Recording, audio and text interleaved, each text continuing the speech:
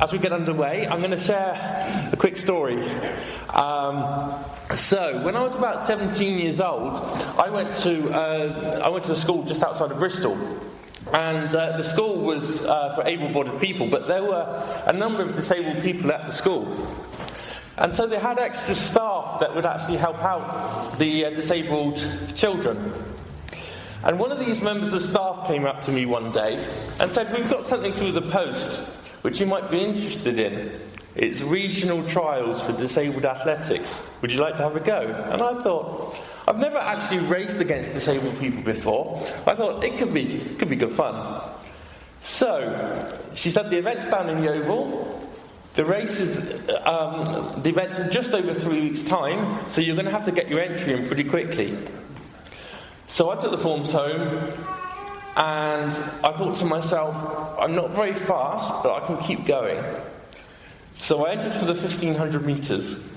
And then I thought, as I'm going down to Yeovil, which from my house was about roughly an hour and a half drive, I thought, well, what's the point in doing one race? I thought I might as well enter a second race. So I entered for the 400 metres as well.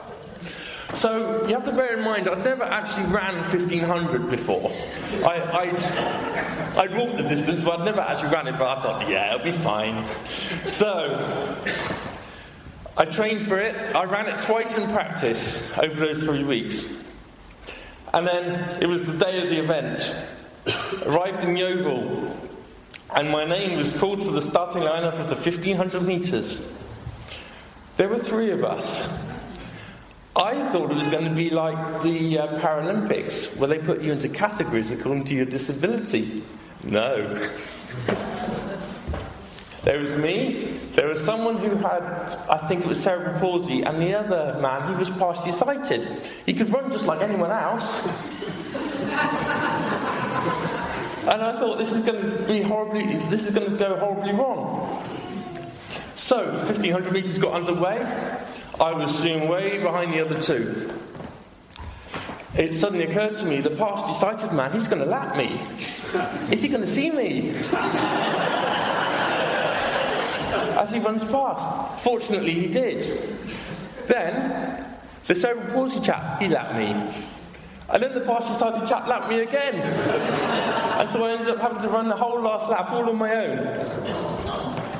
And on my last lap, 200 metres to go, coming onto the final bend, I hear an announcement over the sound system, "Can Bart G please come to the starting line of the 400?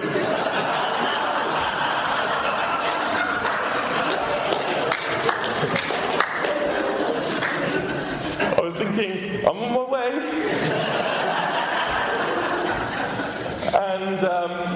And then do you know what was wrong with the winner of the 400? He was deaf. My only chance was that he couldn't hear the gun. There were people all in wheelchairs. They all got out of their wheelchairs, they all ran round to beat me, and then they all got back in them again. As you can imagine, that was the only time I took part in that event.